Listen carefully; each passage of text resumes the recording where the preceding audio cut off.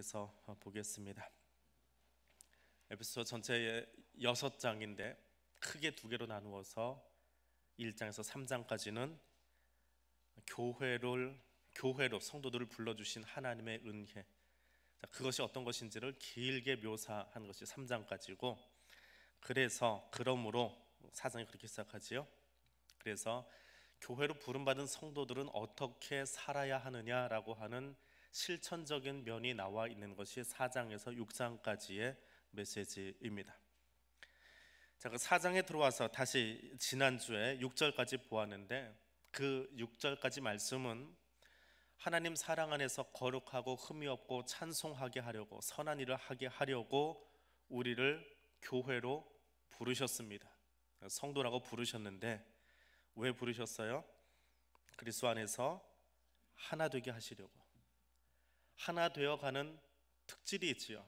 저절로 하나 되는 것이 아니고 겸손하고 온유하고 오래 참고 용납하고 결국은 사랑이 있어야 사랑으로 하나 될 수 있다라고 하는 것이 지난주까지의 메시지입니다.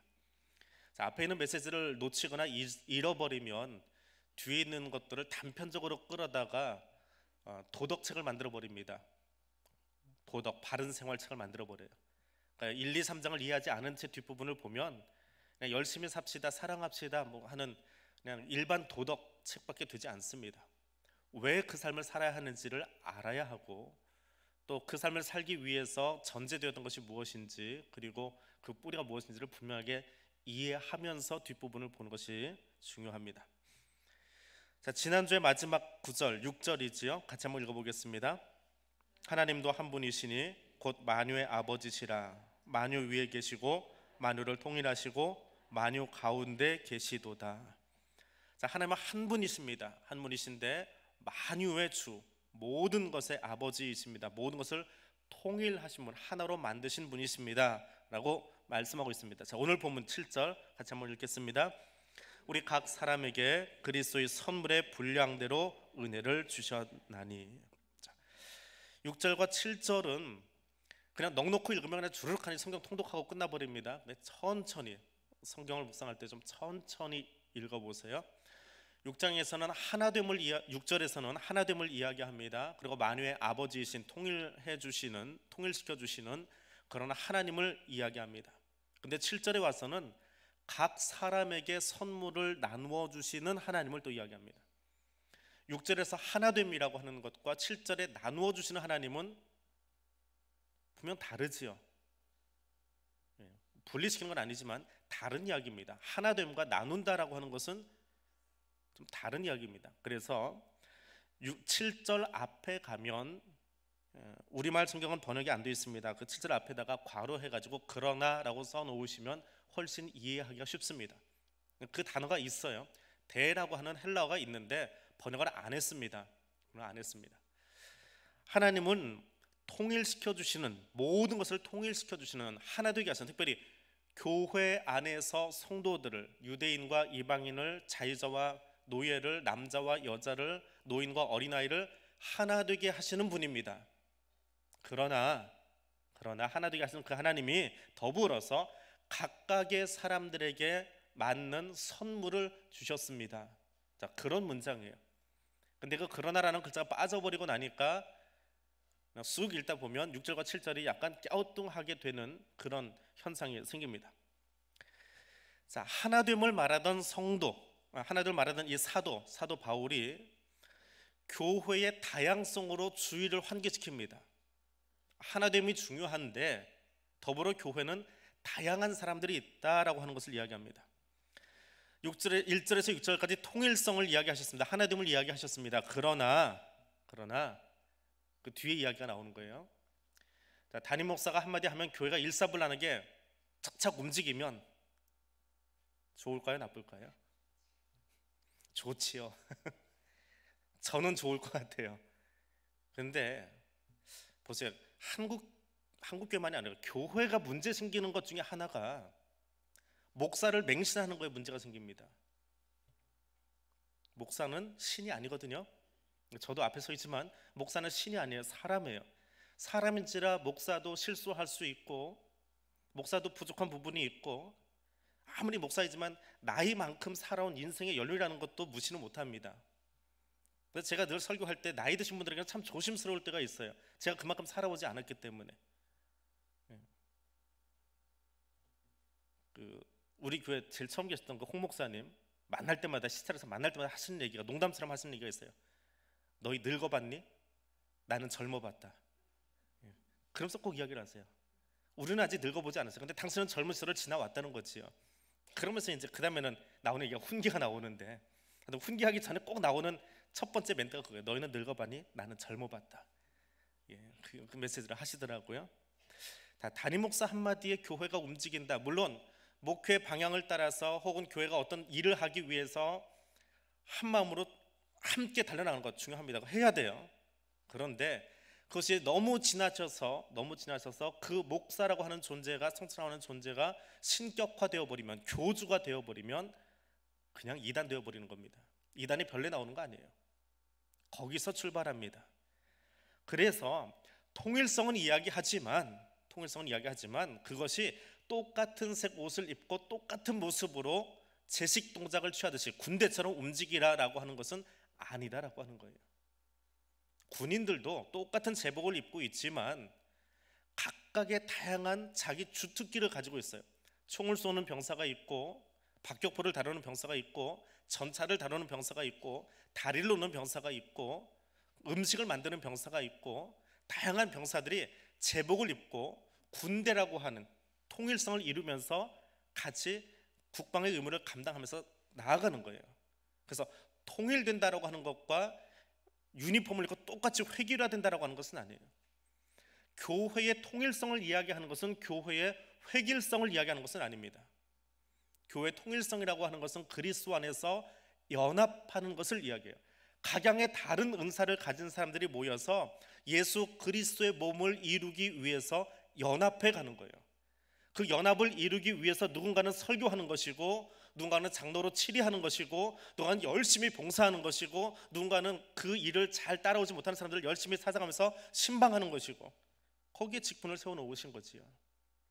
그들이 연합해서 교회를 세워가는 거예요. 혼자 세워가는 것이 아니라 그것이 교회다라고 하는 겁니다.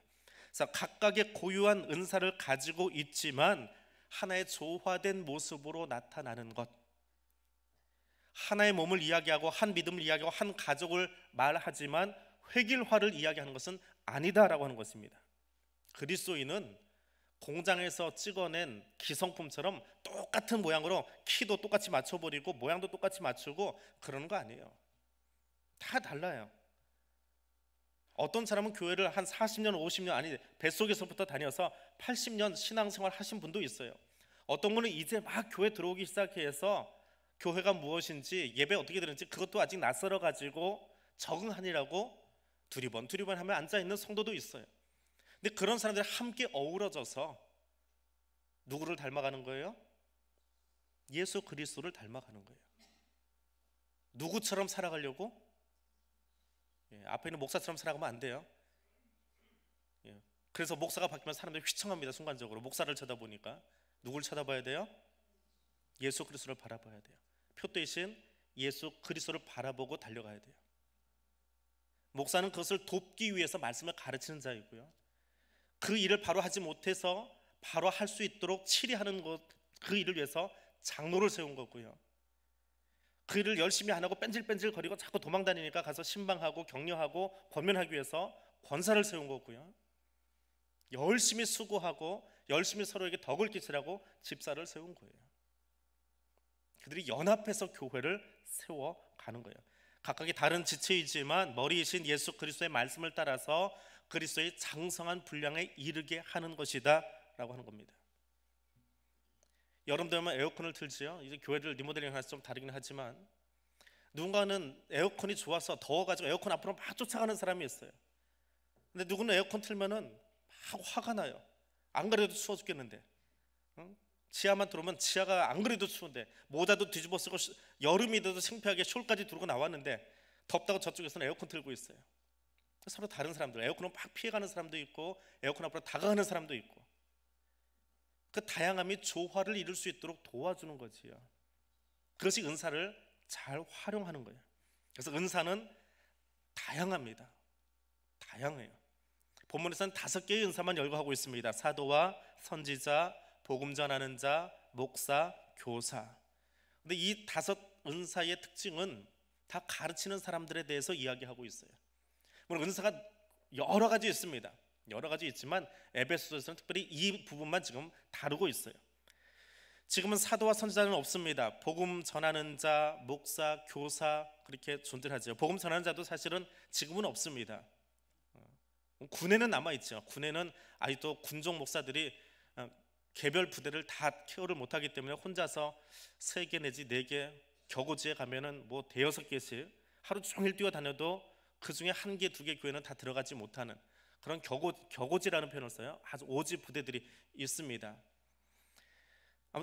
초대교회는 목사의 숫자가 적기 때문에 한 목사가, 그러니까 말씀 전하는 자가, 순회 전도자가 추천서를 받아서 교회를 돌아다니면서, 지금처럼 뭐 고덕동을 돌아다니는 것이 아니고 서울, 부산, 인천을 찍고 돌아다니는 거예요. 그렇게 돌아다니는 사람을 복음 전하는 자, 순회 전도자라고 불렀습니다. 그러니까 지금은 그렇게는 없지요. 이제 특수한 환경 속에서 그 교회를 전담할 사람이 없다 보니까 군이라든지 교도소라든지 그런 특수한 환경 속에서는 순회자들이 있긴 하지만 일반적으로는 뭐 목사나 혹은 전도사나 훈련받은 신학생들이 가서 전담하기는 합니다. 그런데 이 사도나 선지자는 초대교회 이후로 없어진 직분이에요. 없어졌어요. 간혹 가다가 자기가 성령의 특별한 계시를 받았다고 자처하는 광신자들이나 개인적으로 자기에게만 특별한 이야기를 했다라고 말하는 사람들이 있습니다. 혹은 교회는 필요 없다, 나는 나 혼자서도 열심히 성경 읽고 공부하면 뭐 천국 가는데 지장 없다라고 교회 공동체를 거절하는 사람도 있어요. 그런데 에베소는 분명히 교회를 이야기하고 성도를 이야기하면서 하나님의 성도들을 교회로 불러 모으셨어요. 개인 골방으로 보내신 것 아니에요. 교회로 불러 모으셨고 그 교회 공동체 안에서 함께 서로를 도우면서 그리스도의 장성한 분량에 이르도록 살아가라고 이야기하고 있습니다. 그리고 사도는 바울이 이야기한 것처럼 맨 나중에 만삭되지 못하여 난 자 같은 내게, 맨 나중, 그건 끝으로라고 하는 말이에요. 끝이라고 하는 말이에요. 바울의 끝으로 더 이상 사도는 없습니다. 사도의 전승을 따라서 교회가 세워지고 사도의 전승을 계속해서 묵상하고 그것을 가르치는 것이 교회이긴 하지만 자기만이 사도의 유일한 후계자라고 이야기하는 그런 곳이 있지요? 어딘지 아시지요? 그건 잘못된 거예요. 베드로에게, 교황에게만 주어졌다? 하나님은 그렇게 주지 않으셨어요. 그 열쇠는 교회에게 주어진 것이지 한 개인에게, 한 사람에게 주어진 것은 아니더라라고 하는 겁니다. 그래서 성경이 주신 말씀이 무엇인지를 분명하게 알고 성경을 통해서 우리에게 주신 직분들, 우리에게 주신 직분들을 잘 지켜갈 수 있기를 원합니다. 항존직이 뭔가요? 항존직이라는 말을 자주 쓰는데 항존직이 어떤 말이에요? 한자어로 바꿔놓고 나니까 이상한 말이 되어버렸는데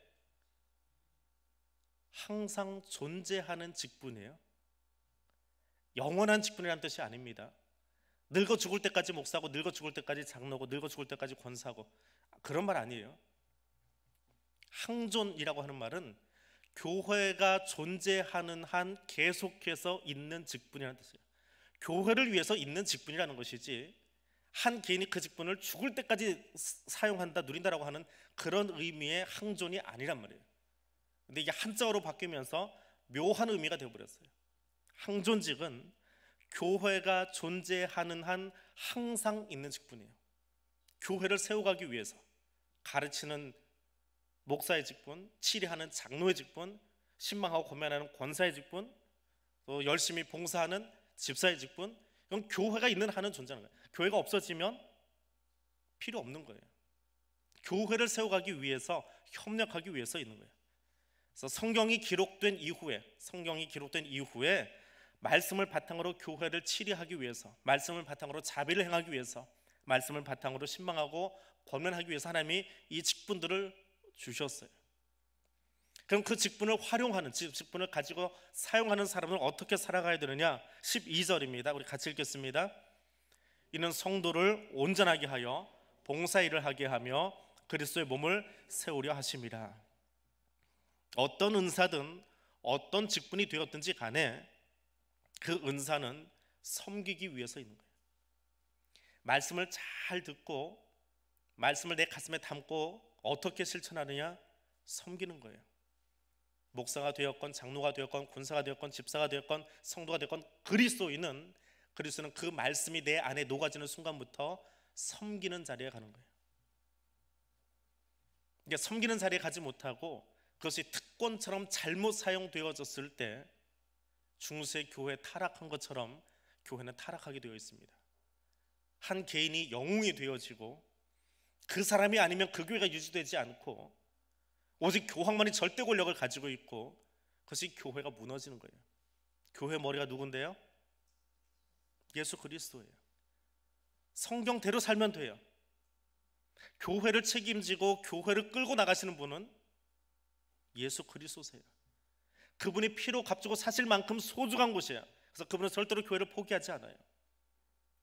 사람들끼리 살아가다 보니까 투닥투닥 할 수 있는 거지 하나님 교회를 포기하시지 않아요. 이게 내가 아니면 안 된다, 내가 다 한다, 내가 전부 다 운영한다, 그러다 보니까 교회는 넘어지는 거예요.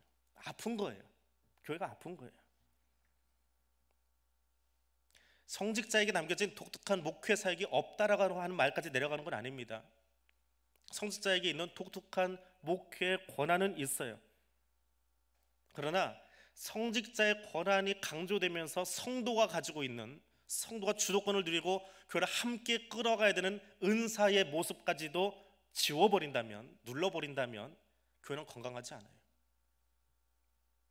교회는 목사와 장로와 권사와 집사 모든 성도들이, 교회 모든 구성원들이 그리스도의 몸을 이루기 위해서 함께 은사를 발견하고 개발하고 발휘하고 돕고 세워가는 것입니다.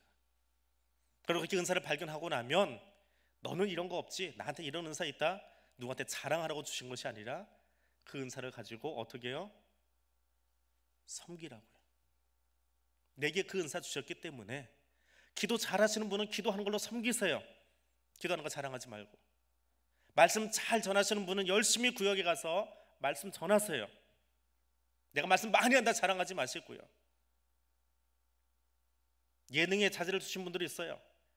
남들은 지나가는 쓰레기처럼 보이는지 모르겠지만 그만 보면 뭔가 멋있는 미술 작품을 만들어내신 분들도 있어요.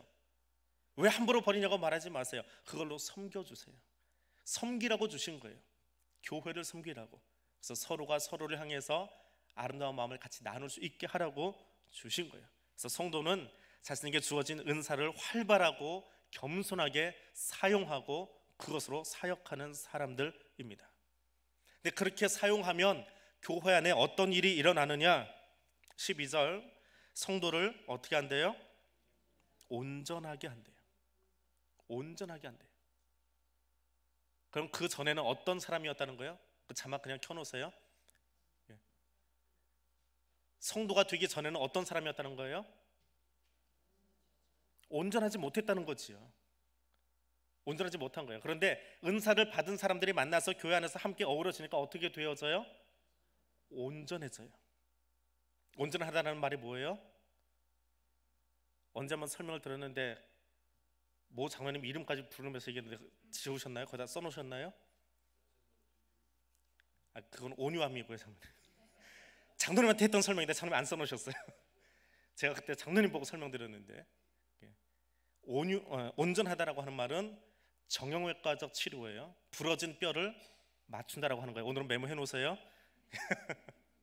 온전하게 한다라고 하는 말은 뼈가 부러졌어요. 뼈가 부러져서 덜렁덜렁하고 있는데 이걸 다시 맞추는 거예요. 그래서 온전하게 뼈가 붙도록 만들어 간다라고 하는 것이 온전하다라고 하는 단어예요. 그물이 있는데 이건 바닷가에서 설명하면 좋아요. 그물이 찢어졌어요. 그것을 다시 깁는 거예요. 또 하나는 교도소에서 설명하면 좋아요. 범죄자가 있는데 이들을 교정하는 거예요. 이 세 가지 의미가 온전하게 한다라고 하는 말이에요. 그럼 예수 알기 전에는, 예수 믿기 전에는, 은사를 활용한 사람들이 서로 격려하고 세워주기 전에 우리는 어떤 사람이었어요? 뼈가 부러지고 구멍이 나고 죄인이었다는 거예요. 근데 그렇게 뼈가 부러지고 어딘가 인생이 찢어지고 너덜너덜해지고 범죄자의 인생을 살아갔던 사람들이 교회 안에 들어와서, 그러니까 실은 다 너덜너덜한 인생들이 모인 거예요. 쉽게 얘기하면 너덜너덜한 죄인들이 모인 거예요. 근데 그런 죄인들이 모였으니까 얼마나 냄새나고 얼마나 흉해요. 온전하지 못하고 뭔가 어디 덜렁거리고 좀 불안전한 사람들이 들어와 있는 거예요, 교회는. 근데 그들이 어떻게 해요? 세운 직분자들을 통해서 서로 뼈도 맞춰주고 찢어진 것 꿰매어주고 죄성을 다듬어서 그리스도의 장성분에 이르도록 만들어가는 거. 그게 어떤 단어예요? 온전하게 하는 거예요. 우리의 은사는 그렇게 사용되는 거예요. 내가 밝은 눈을 가지고 야 너는 이만큼 구멍 났어, 남들은 보지 못하는데 나는 보여, 너 이만큼 구멍 났어, 이거 하라고 내 눈을 밝게 하신 것이 아니라 그걸 보았기에 가서 꿰매어 주는 거예요. 남들은 보지 못하는데 저 사람 뼈 부러진 걸 나는 겉에서도 알 수 있어요. 너 여기 잡으면 아프지? 뼈 부러졌지? 그것이 아니고 가서 그의 고통을, 그의 아픔을 맞추어서 가는 것, 이것이 내게 그 은사 주신 것을 바르게 활용하는 거예요. 그래서 온전하게 사용하지 못하면, 온전함을 위해서 내 은사를 사용하지 못하면 거꾸로는 어떻게 되냐면 자기 자신만 위해서 써요. 나만 위해서 써요. 그 좋은 은사를 누군가의 뼈도 맞춰줄 수 있고 누군가의 인생을 기워줄 수도 있고 누군가의 범죄함을, 죄성을 다듬어서 온전한 사람으로 만들어줄 수 있는 그것을 나만 위해서 써요. 다른 사람 위해서 쓰지 않아요. 그것 가지고 돈벌이 하는 데 써요. 나만 호의호식하는 데 써요. 그것이 교회 밖 사람들의 모습이라는 거예요. 근데 하나님은 그렇게 살던 우리들을 교회 안으로 부르셔서 서로 이 일을 감당하도록 우리를 사용하신다는 거예요. 그런 은사를 다양하게 주셨다는 거예요. 누군가는 어부의 기질을, 누군가에게는 정형과 의사의 기질을, 누군가는 교정 선교할 수 있는 기질을, 그런 것들을 하나님이 우리에게 주셨더라라고 하는 거예요. 그리고 두 번째로 온전하게 하면 그 뒤에는 봉사일을 하게 한대요. 말씀을 배워서 봉사하게 하는 거예요. 말씀으로 봉사하는 거예요. 그리스도인의 삶에 있어서 행하는 모든 일은 봉사하는 거예요. 섬기는 거예요. 내가 많이 알아서 은사를 가지고 있어서 의시되는 것이 아니라 섬기라고 이 재능을 주신 거예요.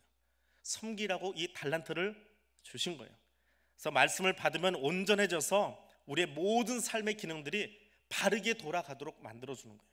그렇게 할 수 있도록 섬겨주는 거예요. 그런 봉사자가 되게 하는 거예요. 근데 그 봉사의 모습이 비단 교회 안에서만이 아니라 여기서 그렇게 훈련되고 준비된 사람들이 어디로 나가요? 세상에 나가서 그곳을 바꾸는 거예요. 여기만 하나님 나라 만들어 놓고 울타리 딱 벗어나면 거기는 나 몰라라 하는 것이 아니라 교회에 하나님이 우리들을 모아 놓으신 이유는, 세상 곳에서 구별해서 모아 놓으신 이유는 여기서 그렇게 훈련받고 그렇게 우리의 은사를 발견하고 우리에게 주신 그 재능과 달란트를, 은사를 어떻게 사용하는지를 말씀을 통해서 잘 배운 뒤에 그것을 가지고 우리끼리가 아니라, 내가 친한 사람끼리가 아니라 어디로요? 세상으로 나가서. 세상에 어떤 사람들이 있기에? 온전치 못한 사람들이 있기에 그들이 온전하게 되어서 그리스도의 생명책에 올라올 수 있도록 수고하는 사람들이 삶의 예배를 드리는 저와 여러분의 모습이어야 된다라고 하는 거예요. 그래서 다양한 은사를 주신 거예요. 자, 이 7절과 12절은 원래 연결되어 있는 말이에요. 그리고 8절에서 11절까지는 괄호 처리가 되어 있습니다. 자, 하나님이 우리에게 각양의 선물을 주셨어요.